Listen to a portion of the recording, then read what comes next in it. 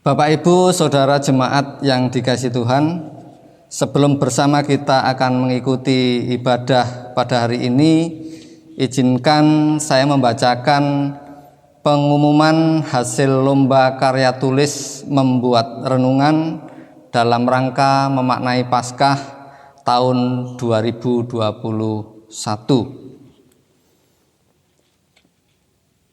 Segenap Dewan Juri yang terdiri dari KPT dan PHMJ Jemaat sudah menentukan hasil karya terpilih yang saya akan bacakan sebagai berikut. 6 karya tertulis terbaik. 1. Ibu Yuwana Antonius dari Jatiringin Timur. 2. Ibu Hermaningsih dari kelompok Jatiringin Barat. Yang ketiga, Ibu Lucy dari Pepantan Pagu. Nomor 4, Ibu Amin dari kelompok Sukoharjo. Sedangkan nomor 5, Ibu Sulistiorini dari kelompok Jatiringin Barat. Untuk 6 terbaik yaitu Saudari Yohana Priska AP dari Jatiringin Timur. Perlu saya tambahkan untuk 5 partisipan terbaik.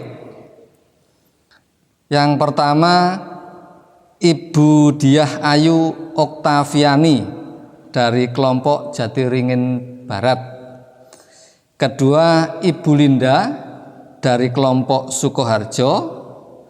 Ketiga, Ibu Sudarmi dari kelompok Jatiringin Timur. Keempat, Ibu Katinem Suparno dari kelompok Sukoharjo. Dan kelima, Ibu Marwiani dari kelompok Sidorawuh. Demikian hasil penilaian dari panitia lomba karya tulis membuat renungan dalam rangka Paskah tahun 2021 kali ini. Kami mengucapkan terima kasih atas kontribusi partisipasi yang sudah dilakukan oleh para peserta. Demikian pengumuman dibacakan. Terima kasih.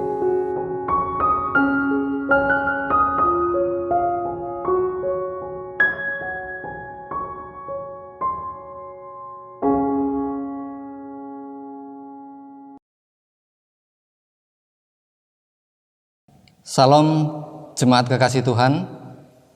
Bersama kita akan menghayati ibadah kenaikan Tuhan Yesus, sebuah peristiwa yang terjadi setelah 40 hari kebangkitannya. Gembira sekali kulihat kembali terang merekah, dan Bapa di surga yang Bapakku juga hendak kusembah. Bersama kita akan pujikan Kidung Jemaat 322 mengawali ibadah kali ini. Jemaat diundang untuk bangkit berdiri.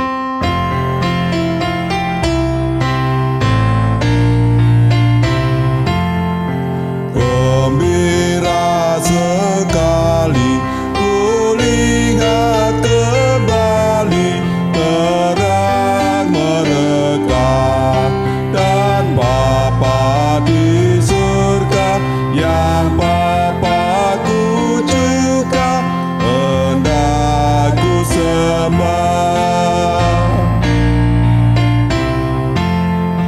Tenaga dan kuat, kerja yang ku buat, kepunyaannya dengan rendah hati hendak ku hormati yang Maha Esa.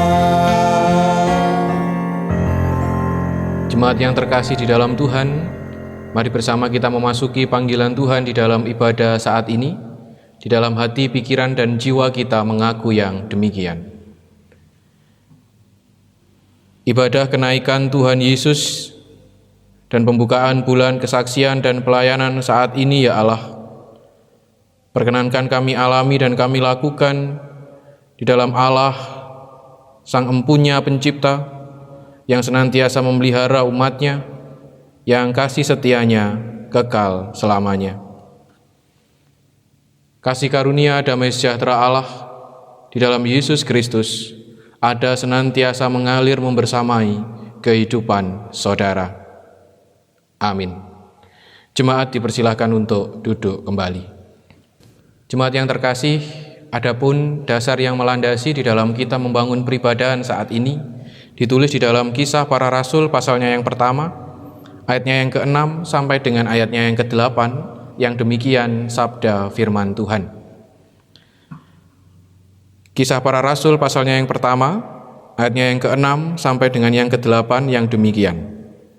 Maka bertanyalah mereka yang berkumpul di situ, Tuhan, maukah Engkau pada masa ini memulihkan kerajaan bagi Israel? Jawabnya, Engkau tidak perlu mengetahui masa dan waktu yang ditetapkan Bapa sendiri menurut kuasanya. Tetapi kamu akan menerima kuasa kalau Roh Kudus turun ke atas kamu, dan kamu akan menjadi saksiku di Yerusalem dan di seluruh Yudea dan Samaria dan sampai ke ujung bumi. Amin. Mari bersama kita sambut dasar ibadah ini dengan bersama kita memuji, memuliakan nama Tuhan dari nyanyian Kidung Jemaat 378, bait pertama dan baitnya yang ke-6.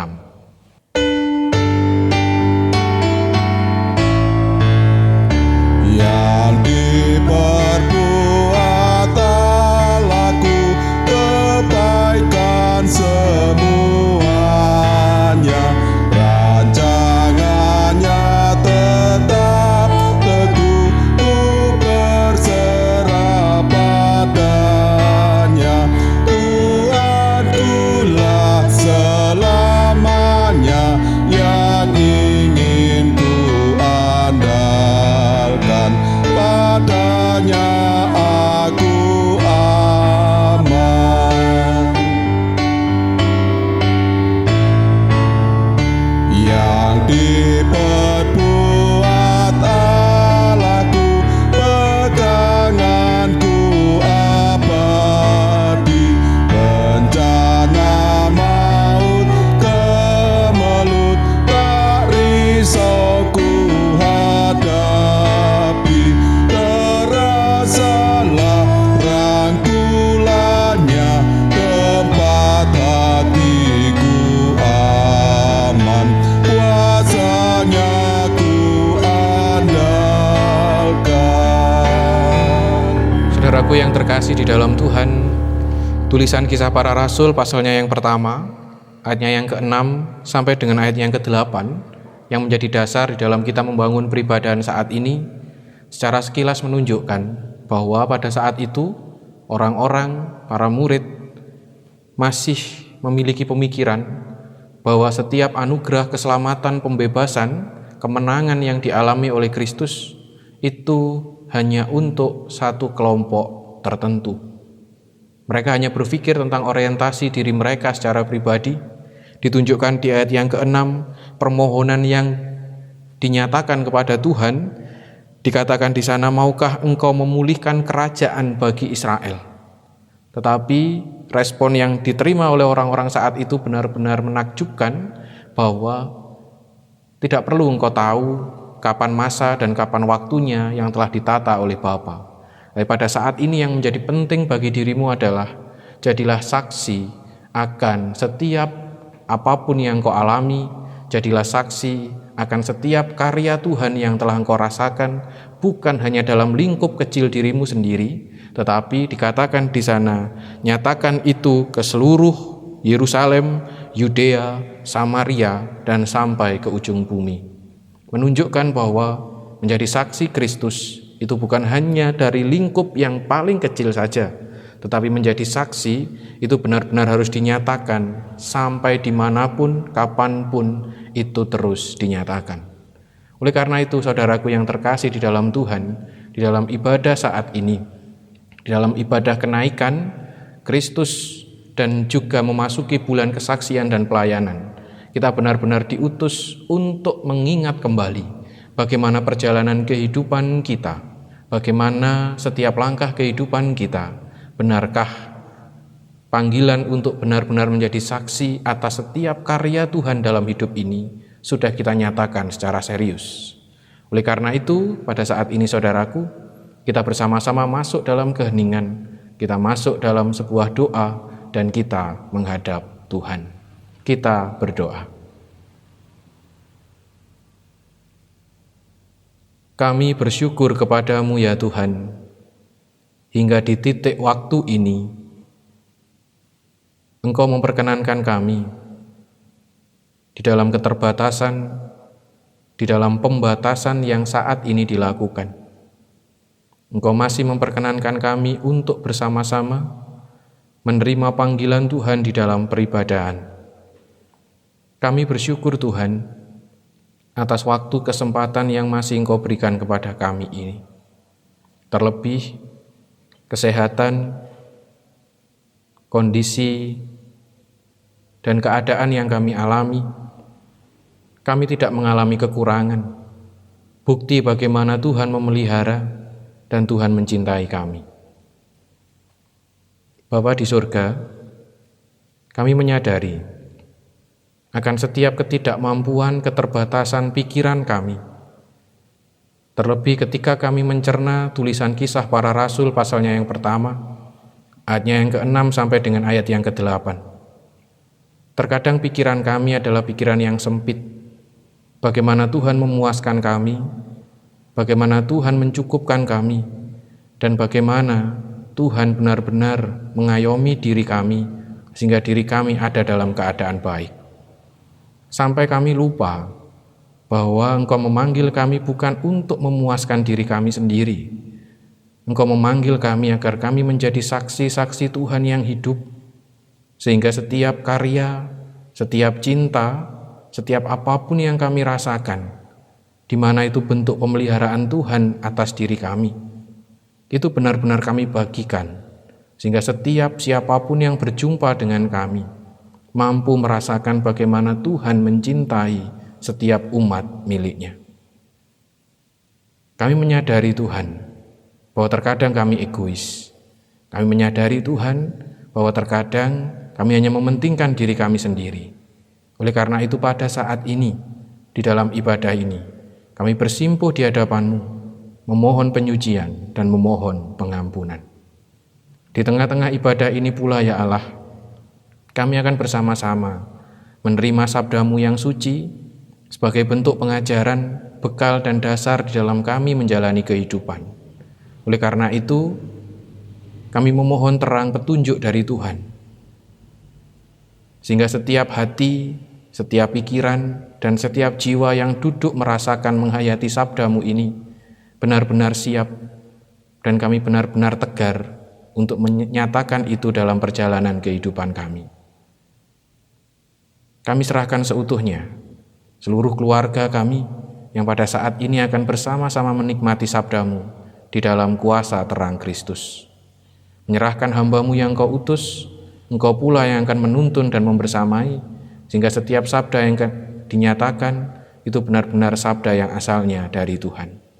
Terima kasih ya Allahku, ini kami milik-Mu dengan segala keterbatasan kami yang telah menerima pengampunan dari Tuhan, kami siap menerima sabda-Mu.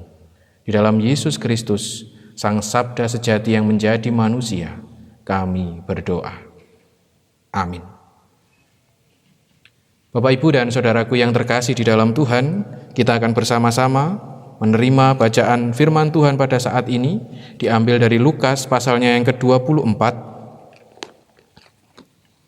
Lukas 24, ayatnya yang ke-44 sampai dengan ayatnya yang ke-53. Lukas 24, ayatnya yang ke-44 sampai dengan yang ke-53 yang demikian sabda firman Tuhan. Ia berkata kepada mereka, "Inilah perkataanku yang telah kukatakan kepadamu ketika aku masih bersama-sama dengan kamu, yakni bahwa harus digenapi semua yang ada tertulis tentang aku dalam kitab Taurat Musa dan kitab Nabi-Nabi dan kitab Mazmur.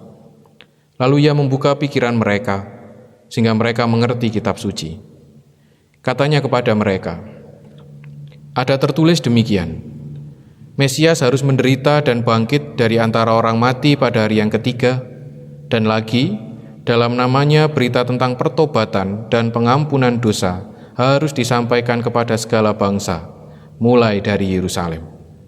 Kamu adalah saksi dari semuanya ini, dan aku akan mengirim kepadamu apa yang dijanjikan Bapa-Ku. Tetapi kamu harus tinggal di dalam kota ini sampai kamu diperlengkapi dengan kekuasaan dari tempat tinggi. Lalu Yesus membawa mereka keluar kota sampai dekat Betania. Di situ ia mengangkat tangannya dan memberkati mereka. Dan ketika ia sedang memberkati mereka, ia berpisah dari mereka dan terangkat ke surga. Mereka sujud menyembah kepadanya. Lalu mereka pulang ke Yerusalem dengan sangat bersukacita. Mereka senantiasa berada di dalam bait Allah dan memuliakan Allah.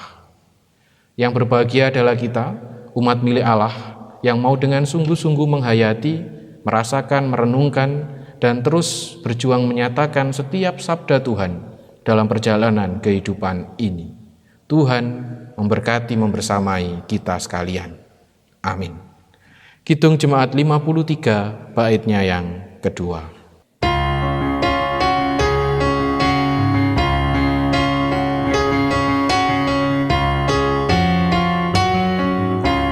Tuhan Allah telah berfirman, haleluya, pada umat sabda hikmat, haleluya.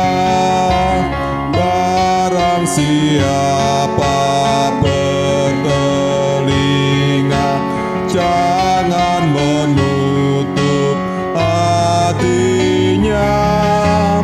Yang mau belajar, hai dengarlah firman yang kekal. Tuhan Allah telah berfirman, haleluya, pada umat sabda hikmat, haleluya.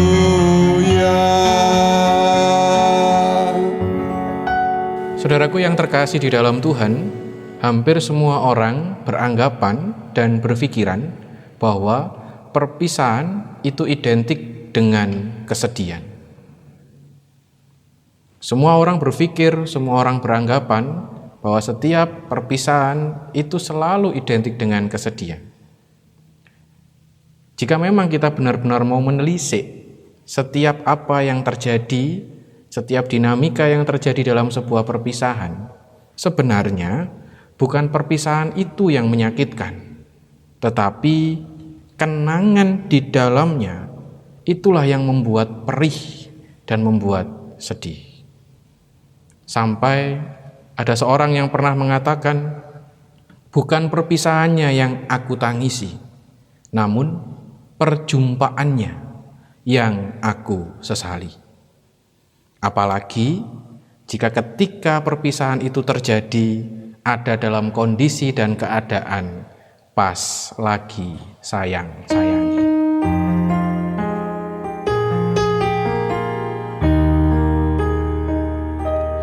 Tanpa welas kowe lunga mbiyen kae,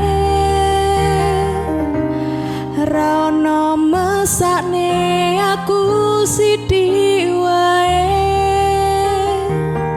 ngaboti tresno anyarmu, lalu kau tinggalkan aku, tersakiti sendiri di malam itu.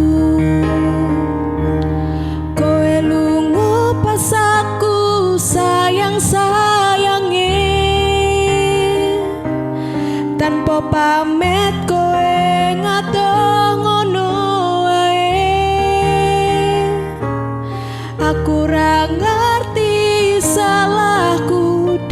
campakkan diriku bersanding dengan kekasih barumu. Saudaraku yang terkasih di dalam Tuhan, lagu tadi secara sederhana ingin menceritakan kondisi kesedihan seseorang yang dialami karena sebuah perpisahan. Dan pada saat ini dalam bacaan kita, teks kita juga menceritakan bagaimana Yesus dan para murid yang sedang berpisah karena Yesus mengalami kenaikan ke surga. Tetapi ada bedanya. Bukan perpisahan yang menyedihkan yang dialami oleh mereka pada saat itu, tetapi perpisahan yang sungguh mensukacitakan. Dan tentunya ada perbedaan yang sangat mendasar teks Alkitab kita dengan lantunan lagu yang bersama kita dengar. Jika kita benar-benar mau memperbandingkan, ada sesuatu yang menarik di dalam lagu tersebut. Perkenankan, di sini saya mencoba untuk mengupas beberapa syair yang akan bersama kita bandingkan dan kita pertemukan dengan teks Alkitab. Yang pertama adalah teks lagu tersebut mengatakan tertulis tanpa welas kowe lunga biyen kae. Gambaran bahwa tidak ada belas kasihan, ada sebuah rasa tega ketika lagu ini dibuat, bahwa dia pergi tanpa ada sebuah rasa kasihan dan tanpa ada rasa cinta kepada seseorang. Tetapi benarkah Yesus juga pergi dengan cara yang demikian? Nampaknya tidak.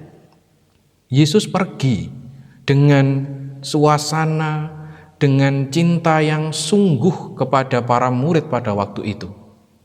Hal itu ditunjukkan bahwa ketika Yesus akan naik ke surga, Yesus terlebih dulu ketika dia mengalami kebangkitan, dia mempersiapkan para murid untuk benar-benar memiliki mental yang siap. Dengan beberapa kali dia menampakkan diri kepada mereka. Syair yang selanjutnya adalah ra ono mesakne aku sithik wae. Seakan-akan kepergian Yesus itu menunjukkan kepergian yang tidak memiliki rasa kasihan kepada para murid karena Yesus meninggalkan mereka. Tetapi benarkah demikian? Nampaknya juga tidak. Kepergian Yesus bukan karena Yesus tidak memiliki rasa kasihan kepada para murid, tetapi kepergian Yesus sudah benar-benar ditata dan dipersiapkan sampai waktu yang tepat bagi mereka. Tujuannya sederhana, agar ketika Yesus sudah tidak lagi bersama-sama dengan mereka, ada mental yang mandiri, ada mental yang dewasa, dan ada mental yang bijaksana dari para murid pada saat itu. Yesus meninggalkan mereka, itu bukan dalam artian Yesus tidak memiliki rasa kasihan kepada mereka. Sekali lagi, Yesus meninggalkan mereka, itu adalah sebuah tatanan yang sudah ditata tepat pada waktunya, dan itu menginginkan, mengharapkan para murid saat itu memiliki mental yang dewasa. Syair yang selanjutnya adalah ngaboti tresno anyarmu, lalu kau tinggalkan aku, dan seterusnya. Apakah Yesus demikian? Apakah ketika Yesus meninggalkan para murid saat itu, Yesus ada dalam keegoisan dan tanpa memikirkan mereka sekali lagi? Nampaknya juga tidak. Ketika Yesus meninggalkan mereka, ketika Yesus naik ke surga, Yesus tidak egois. Yesus tidak hanya memikirkan dirinya sendiri. Sebelum Yesus ke sana, bukti yang jelas adalah Yesus memperlengkapi dan memberkati mereka. Terlebih, Yesus memberikan janji yang indah kepada mereka, bahwa ketika Yesus naik, akan ada roh yang benar-benar menyertai dan membersamai kamu untuk ada dalam perjalanan kehidupan ini. Dia bukan sosok yang egois, dia bukan sosok yang melupakan umat, tetapi dia adalah sosok yang benar-benar mencintai umatnya. Bukti berkat dan perlengkapan dinyatakan Yesus kepada mereka. Dan yang selanjutnya, syair lagu mengatakan, kowe lunga pas aku sayang-sayangi. Gambaran para murid saat itu adalah gambaran yang sangat mesra, di mana pada saat itu murid mengalami kesedihan karena ditinggal oleh Yesus, tetapi secara perlahan ketika Yesus bangkit menampakkan diri kepada mereka, sampai murid pada saat itu kembali punya rasa sayang, cinta yang begitu besar kepada Yesus. Dan di momen itulah Yesus meninggalkan mereka. Mungkin secara gambaran manusia, itu memang peristiwa yang menyakitkan, ditinggal pas sayang-sayangi. Tapi mengapa Yesus melakukan itu? Hal itu dilakukan agar para murid pada waktu itu, orang-orang pada waktu itu tidak memiliki sikap yang egois. Sehingga Yesus merasa hanya dimiliki oleh orang-orang tertentu saja. Pikiran itulah yang dikhawatirkan timbul dalam diri mereka. Sehingga memunculkan kesan eksklusif bahwa Yesus hanya dimiliki oleh kelompok tertentu. Yesus berharap melalui pengalaman sayang yang begitu besar, berharap melalui pengalaman dinamika bersama dengan Yesus, itu benar-benar dihayati, ditancapkan dan dirasakan, sehingga rasa sayang-sayangi itu benar-benar menular kepada setiap orang. Syair dilanjutkan dengan tulisan, tanpa pamit kowe ngedoh ngono wae. Ketika kita memperjumpakan syair ini dengan dinamika perjalanan Yesus bersama dengan para murid, apakah pada saat itu Yesus meninggalkan mereka itu secara tiba-tiba? Nampaknya tidak, karena Yesus sudah menceritakan perjalanan hidupnya sebagai Mesias jauh sebelum Yesus mengalami naik ke surga. Dikatakan di ayat 44 sampai dengan ayat 47 bahwa kitab Nabi, kitab Taurat itu menceritakan bahwa seorang Mesias itu akan mengalami sengsara, mati, bangkit, dan pada saatnya dia akan naik di dalam tahta Bapa di surga. Sebuah rentetan cerita yang sudah diceritakan jauh-jauh kepada para murid pada waktu itu. Sehingga perjalanan Yesus naik ke surga itu bukan perjalanan yang tiba-tiba. Dan syair ditutup dengan, aku ra ngerti salahku dan kau campakkan diriku. Inilah pikiran kita sebagai manusia. Terkadang ketika kita secara dangkal itu melihat setiap karya dan setiap pemeliharaan Tuhan dalam kehidupan ini, sehingga kita tergesa-gesa untuk menghakimi dia, kita tergesa-gesa untuk memberikan label kepada dia dengan segala pikiran-pikiran jahat kita. Karena setiap yang terjadi itu tidak sesuai dengan kehendak dan pikiran kita. Karena memang kehendak pikiran kita terkadang berbeda dengan kehendak pikiran Tuhan. Saudaraku yang terkasih di dalam Tuhan, inilah perjalanan indah yang diberikan Yesus, yang disampaikan Yesus dan dialami Yesus, dan saat ini bersama-sama kita rasakan sampai dia mengalami naik ke surga. Dan saat ini ketika kita mulai jujur, ketika kita mulai merasakan mulai dari awal bahwa dia itu penuh cinta, bahwa dia itu mempersiapkan segalanya, bahwa dia itu menata dengan indah, dan dia mempersiapkan segalanya untuk saya dan saudara.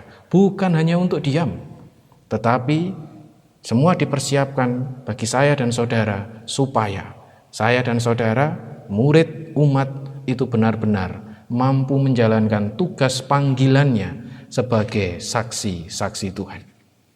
Jika pada saat ini saya dan saudara itu merasakan bagaimana cinta kasih Tuhan membersamai kehidupan kita, maka ketika kita menerima panggilan pengutusan itu untuk menjadi saksi cintanya, marilah dengan mantap kita akan mengatakan, abot tak trimo, kanthi ikhlas legowo. Awit aku wis ngrasakne janjine Gusti kang Maha Tresna. Jangan merasa jadi korban janjinya Tuhan, karena pada saat ini sebenarnya kita sedang menikmati janji Tuhan yang indah dan istimewa. Selamat menyaksikan setiap karya cinta Allah dalam kehidupan ini dan menyatakan itu secara serius dalam pelayanan kita. Tuhan menguatkan kita, Tuhan membersamai kita. Amin. Kidung Jemaat 432, baitnya yang kedua.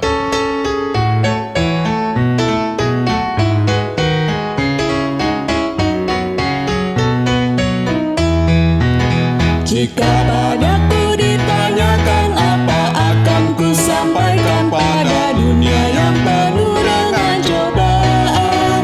Aku bersaksi dengan kata tapi juga dengan karya menyampaikan kasih Allah yang sejati.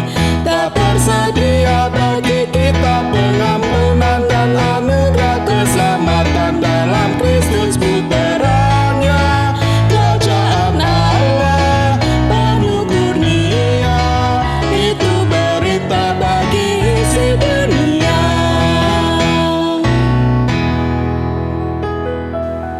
Jemaat diundang untuk berdiri.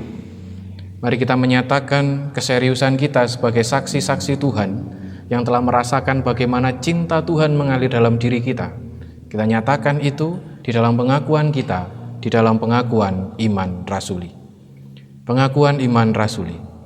Aku percaya kepada Allah, Bapa yang Maha Kuasa, Khalik langit dan bumi, dan kepada Yesus Kristus, Anaknya yang tunggal Tuhan kita, yang dikandung daripada Roh Kudus, lahir dari anak darah Maria, yang menderita di bawah pemerintahan Pontius Pilatus, disalibkan, mati dan dikuburkan, turun ke dalam kerajaan maut, pada hari yang ketiga bangkit pula dari antara orang mati, naik ke surga, duduk di sebelah kanan Allah, Bapa yang Maha Kuasa, dan akan datang dari sana untuk menghakimi orang yang hidup dan yang mati.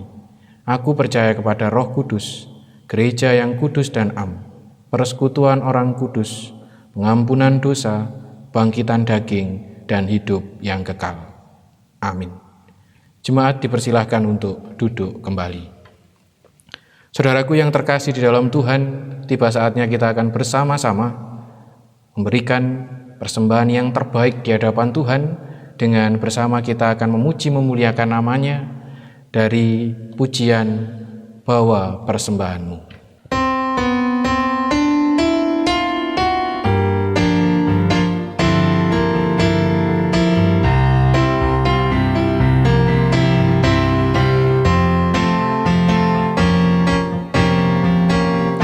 Bawalah persembahanmu nanti ke altar yang suci.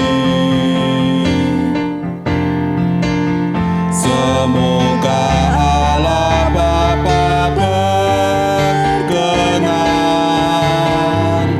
mengambil tanda cintamu. Bawalah hati indah berseri ke altar yang suci. Semoga Allah Bapa berkenan mengambil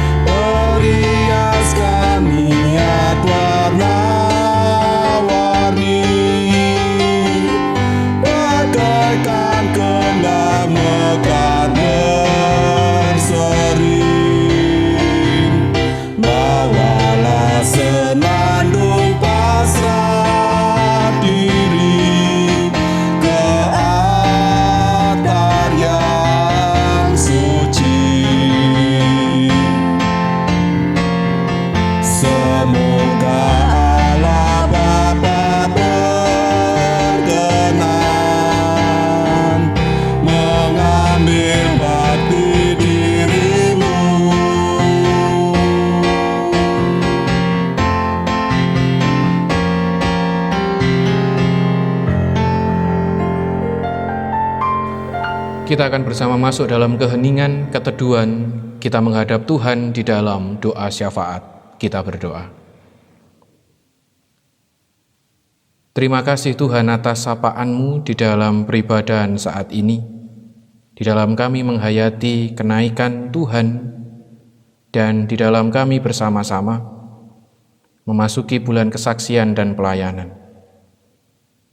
Ajari kami Tuhan untuk tidak egois memikirkan kami sendiri. Ajari kami untuk menjadi serupa seperti Engkau, yang benar-benar mencintai kami, bukan hanya dengan kata, tapi lewat karya nyata.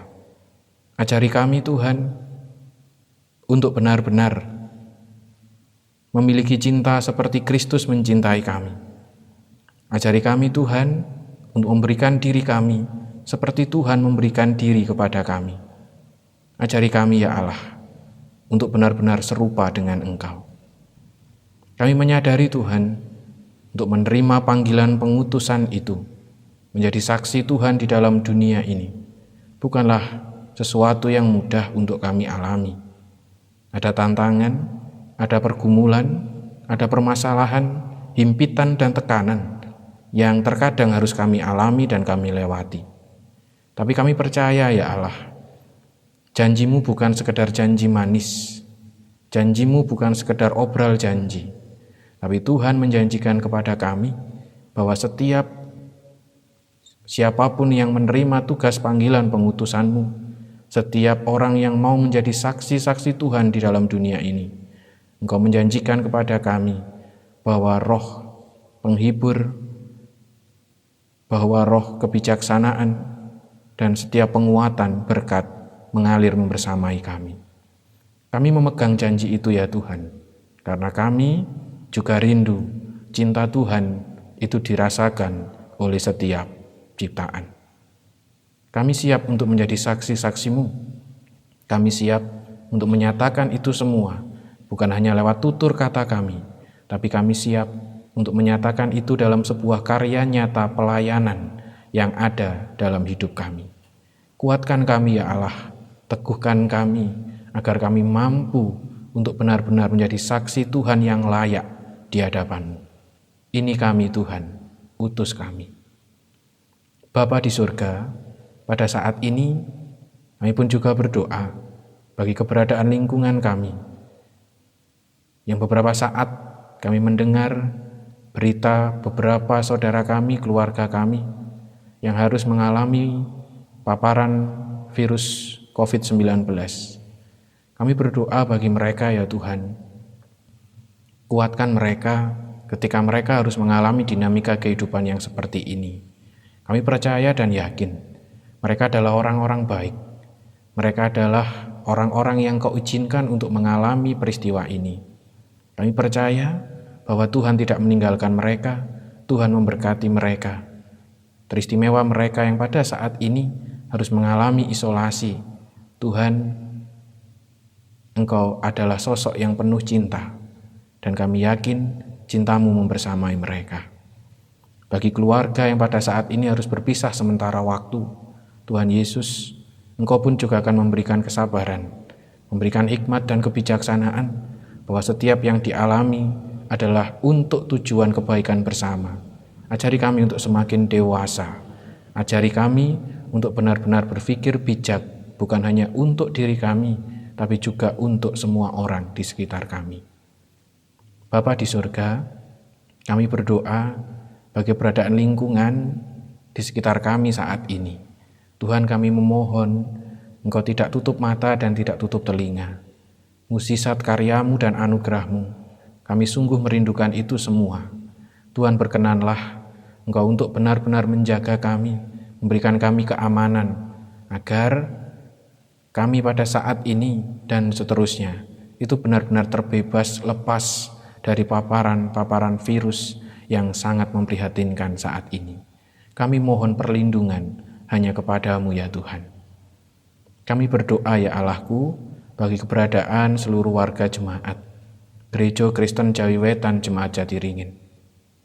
Pergumulan-pergumulan yang dialami oleh siapapun mereka dan bagaimanapun pergumulan yang mereka alami, Tuhan, kami memohon Engkau membersamai mereka di dalam setiap langkah perjalanan kehidupan mereka. Mulai dari anak-anak sampai dengan adik usia, kami serahkan secara utuh di dalam pelukan hangat tangan Tuhan. Berdoa secara utuh bagi keberadaan Gereja Kristen Jawi Wetan yang Engkau utus untuk hadir sebagai gereja di bumi Jawa Timur ini. Tuhan, kami memohon kebijaksanaan-Mu itu benar-benar mengalir membersamai Gereja Kristen Jawi Wetan ini. Di tengah dinamika kehidupan yang dialami, ya Allah, kami percaya bahwa ini adalah gereja yang Kau utus. Oleh karena itu Tuhan, setiap komponen yang ada di dalamnya, mulai dari lingkup majelis jemaat, majelis daerah, sampai dengan lingkup majelis agung, itu benar-benar Tuhan berikan roh takut akan Engkau. Sehingga setiap yang dinyatakan dilakukan dalam karya pelayanan yang ada, itu mengarah pada satu tujuan, agar cinta kasih Allah benar-benar dirasakan di bumi Jawa Timur ini melalui GKJW. Jika memang pada saat ini ada sesuatu yang tidak berkenan di hadapan-Mu, ya Tuhan, kami mohon pengampunan atas GKJW ini. Terima kasih ya Allahku, terima kasih menyerahkan secara utuh persembahan yang telah kami kumpulkan bersama. Tuhan berkenan untuk menyucikan dan Tuhan memberkatinya. Terima kasih ya Allah, ini kami dengan segala keterbatasan kami. Kami siap untuk menjadi alat sarana Tuhan di dalam dunia ini. Di dalam Yesus Kristus yang mengutus kami, yang mempercayakan tugas panggilan ini kepada kami serahkan doa, harapan, dan syukur ini. Amin. Jemaat diundang untuk berdiri. Bagi kita, saudaraku, yang benar-benar merasakan cinta pemeliharaan Tuhan dalam kehidupan ini, teruslah pegang cinta itu, teruslah rasakan cinta Tuhan itu, bahwa setiap janji yang telah diberikan Tuhan, itu bukan janji manis dan bukan sekedar janji, tetapi janji itu nyata dalam diri kita. Oleh karena itu, mari kita nyatakan janji itu. Mari kita nyatakan kepada setiap orang dan semua ciptaan. Dan tancapkan dalam diri saudara. Dan berikan diri saudara sebuah identitas. Bahwa aku adalah utusan Tuhan. Mari kita siarkan. Mari kita saksikan setiap karya Tuhan ini. Kidung Jemaat 426, baitnya yang keempat.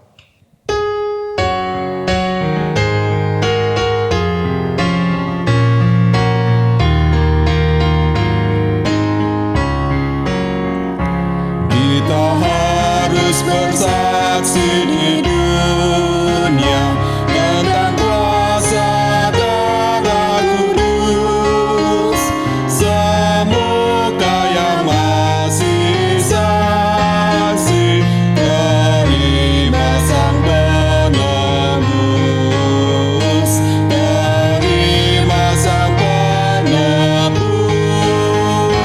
karena gelap jadi remang pagi dan remang jadi siang terang.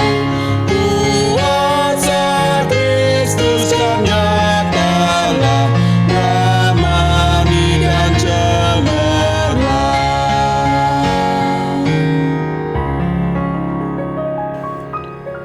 Arahkan hatimu kepadanya dengan segala kerendahan hati, terimalah berkat dari Tuhan. Kasih karunia, damai sejahtera Allah di dalam Yesus Kristus dan Roh Kudus menguatkan membersamai kehidupan saudara sebagai saksi-saksi Tuhan yang telah merasakan cinta Tuhan dan siap mewartakan cinta itu saat ini kekal selamanya. Amin. Kidung Jemaat 472, Haleluya, Haleluya.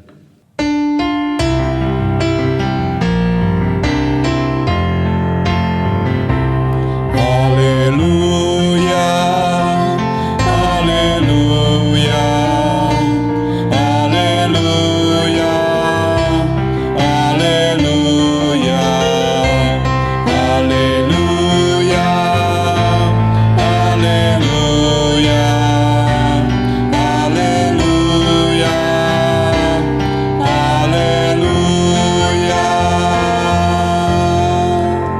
Ibadah telah selesai.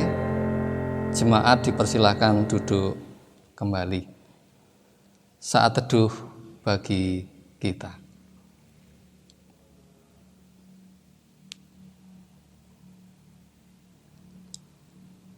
Amin. Selamat menghayati kenaikan Tuhan Yesus dan mempersiapkan diri dalam bulan kesaksian dan pelayanan. Tuhan memberkati.